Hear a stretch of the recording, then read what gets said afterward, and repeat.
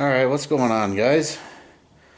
First off, I'd like to say thank you to all my subscribers. I know I only got 20 of them, but who cares? Want to thank all you guys for subscribing and every now and again checking it out. Hope you like my new hat. It's the very first veteran hat, that Air Force veteran hat that I ever owned or bought. However, I'm going to make this video for Kevin Hill. He actually wanted me to do a little bit of my own personal review on the Lincoln Welder, the T-140. So we're going to do that here in a bit. And, you know, sorry I haven't put out a video in a while, but I ended up getting sick. I got the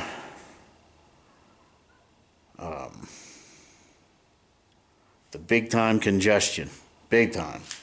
A little bit of a fever, but normally whenever I end up getting a fever or anything like that, I'm pretty good at controlling it. Best thing that I found that worked on controlling my fever, a wet towel on my head keeps it down. But enough of that. Plus it's cold out. It's been getting cold out, or it has been cold out, and I'm kind of a fair weather mechanic. If I had a heated garage, I'd probably be making videos all over the place. But yeah, so I ended up getting sick. That was the very first time in 3 years, as a lot of you guys know, that I volunteer my time down at Post 178. I help cook breakfast on Saturdays, majority of Sundays though. It's fun to do if you can get out, do some volunteer work. I know a lot of the 501c3s, and if a lot of people don't know what a 501c3 is, that's a nonprofit. I'm very skeptical about giving my money to nonprofits. I mean, it's almost a little bit like taxes. You get kind of skeptical when you give your taxes out, because you don't know where it's going and what it's being used for, and is it being used in the right way. I know not all nonprofits are like that, but I'm the type of person that if I'm gonna, I'll give you a lot of my time. I have no problem volunteering and doing things like that. If I'm gonna give money away, I'm gonna make sure that I'm giving it to that person. And I would actually probably suggest that a lot of people do the same thing. I'd rather see you give it to the person, you know, that need through the grapevine and things like that. You know, I mean, a lot of these people, just go to a cancer treatment center. You know, you could do both on those. You know, I mean, I'd donate to the family, and then I would donate to, you know, I mean, and then donate your time. You know, any of the hospitals. I mean, you find a needy family in a hospital everywhere. You know, so do I really think that I need to go through a nonprofit and have that person hand it to while they take out their administrative fees? No, not really, but I'm kind of rambling. But here we go. Let's get done. Let's do this video. So, flip you around. Here we go. This is the Lincoln Electric. I believe it's the T-140. I got this at Home Depot. If you are a veteran, I would actually suggest going out and buying this, because you get 10% off at Home Depot. This was $500 and it only cost me $4.50 before tax. It's got the 3-year warranty. Lincoln does carry a good name. I understand that a lot of people like different equipment and stuff like that, but I'm also the type of person that I could probably adapt to any type of equipment. I mean, it's got to be good equipment, but I could basically adapt to any type of equipment. Everything's going to have its quirks. Just like my settings there, I'm about 3.5, probably 3 3/4, and B.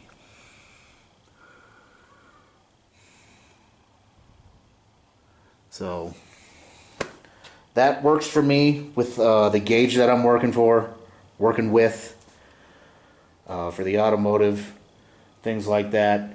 This welder, I mean, I'm not going to start a business with the welder, yeah. But the only thing that that upsets me a little bit is I'm running 023 wire. I don't think there's an 023, yeah. There's no 023 setting, or yeah, there's no 023 setting. So I had to, you know, really figure out where I was running, how I was running it.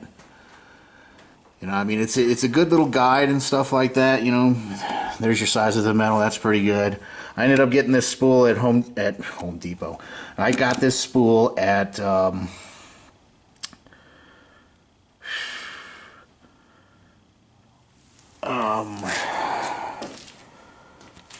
I got the spool at Harbor Freight. There we go.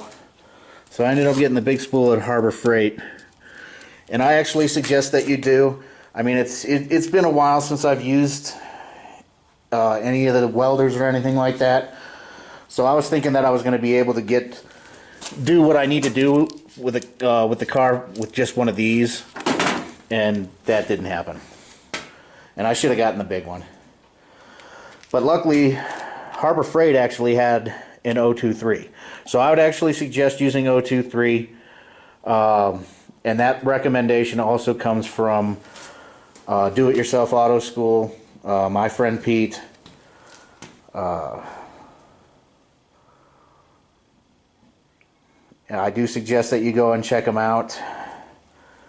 You know, there's my bottle. I wasn't expecting to go through so much freaking gas. The bottle is going to depend on you, how much you're going to weld. I think with the money that I spent buying the bottle and then filling it up like 3 or 4 times, I might have been able to get a bigger bottle. But like I said, this is the first time I've ever had a gas welder where I could hook up the gas on it. So I wasn't really sure on how big cylinder I was going to go. And those cylinders, when you first buy them, are freaking expensive. This was actually kind of cheap because the place that I went to, well, cheap in the sense that it was cheaper. That one I ended up getting, the guy told me that those are old hospital bottles that, because of like the hospital regulations or something like that, they were no longer allowed to use those bottles. But it wasn't that they were defective or anything like that. He said it was some kind of regulation or something like that. There we go with the government and the regulation. Some kind of a regulation that said that they were not allowed to use those bottles anymore. So I ended up getting that pretty good. So I might as well show you. I ended up getting my fenders back. He didn't do too bad of a job on that fender. I may have to go over it a little bit, but he didn't do too bad of a job on that. Oh, and I'm going to have to put vinegar water on them. You know, thank God I actually ended up freaking pour 15ing the inside. Oh no. I missed the spot there. Damn. Look at that, starting to rust. And I also suggest what my friend Pete says. You know, it's weird, you end up jumping up a little bit too much and doing things a little bit too quick. And one of his videos, he was basically saying sandblast the under the body and then metal strip the rest of it. So luckily I didn't do anything to that. That's all freaking, I can metal strip that. And I metal stripped the trunk and the hood lid. The fenders and the doors. The fenders and the doors.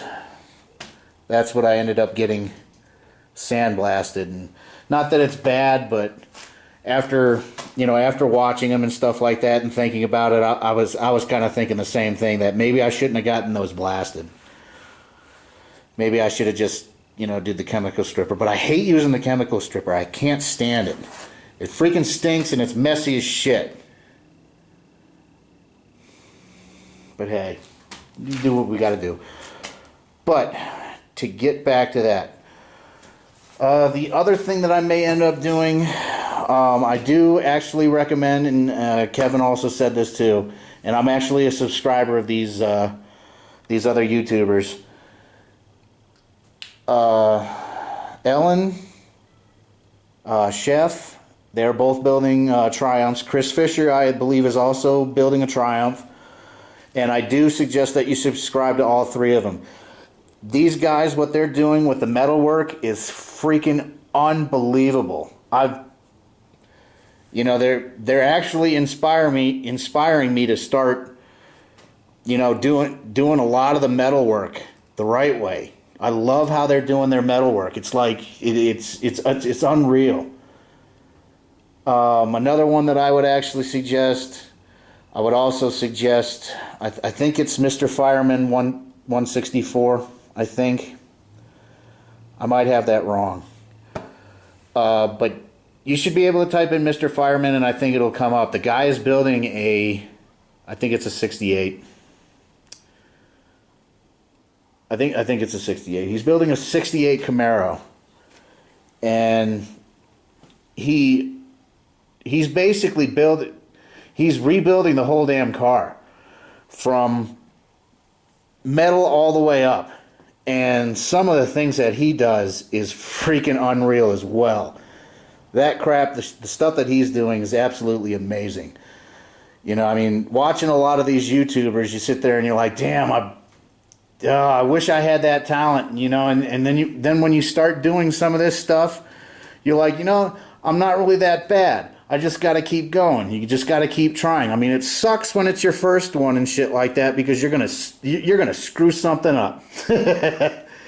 You're guaranteed to screw something up. You know how many times I had to sand that damn thing before I finally got that crap right? It was unfreaking believable. And I got to do it to the other side. But guess what? When I do it to the other side, that was the side that I first did. That's why that one was hard. I ended up warping the damn panel. I had to when I put the something flat up against it, you could tell it had one hell of a warp in it. You could not get from the back. So I had to pound it out and things like that. And I probably should buy a slide hammer, but I finally ended up getting it out far enough to where I liked on how much mud I had to put on. I didn't have to put on a lot. But the other side is going to be even easier. I didn't warp the panel.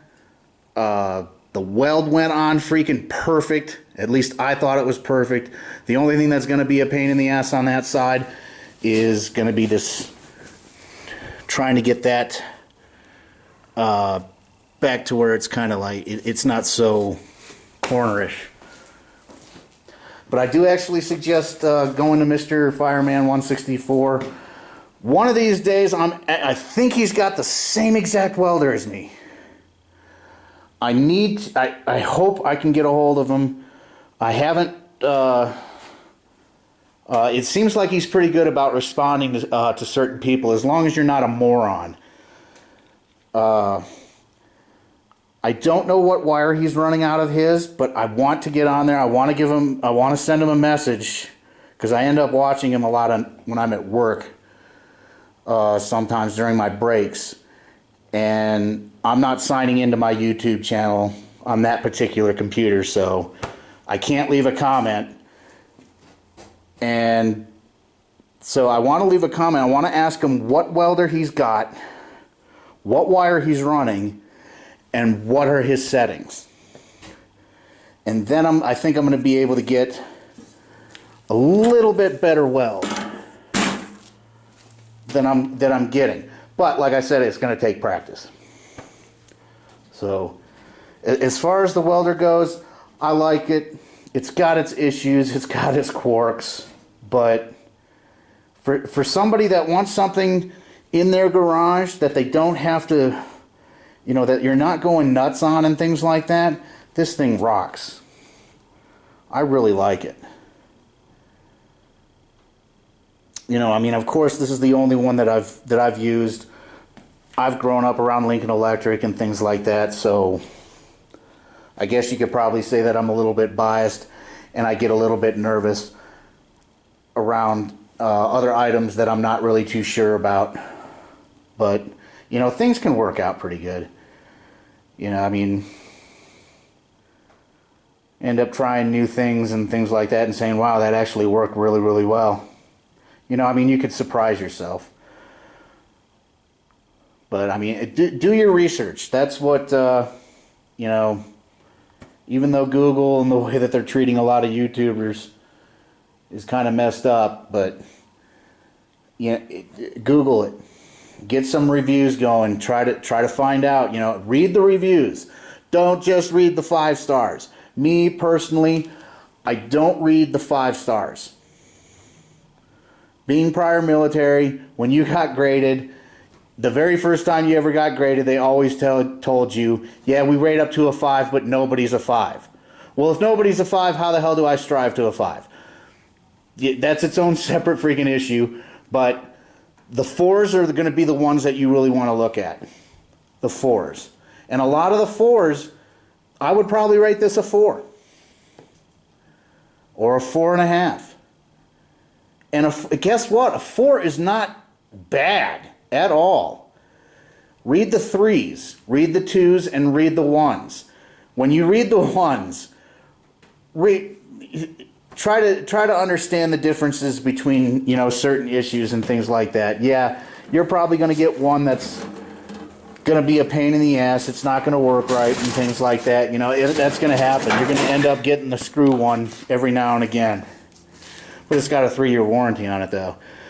But for other things, you know, when I'm reading some of the reviews on some of the, you know, especially books, if you read reviews, you know, let's do this. If you read some of the reviews that are on books, my battery is about to die, so hopefully I can get this in. If it dies, subscribe. It's okay, cool. Love all the subscribers, thank you. But, you know, to get back to the review, when you review a book, I'm looking at some of the reviews on the book and some of the ones that are 1s, 2s, and 3s. They don't have anything to do with the book. You know, how good it's written, how well it's written, which I find to be very strange. I'm like, well, why are you rating it as a 1? I want to know what the book is like. Is it a good read? Is it a comfortable read? Does the author know what the hell they're doing, what they're talking about? Can they get their message across? That's what I'm looking for. I'm not looking for, well, the print is too small and I can't read it, so I'm going to grade it a 1. Well, that has nothing to do with what the purpose of the damn book is.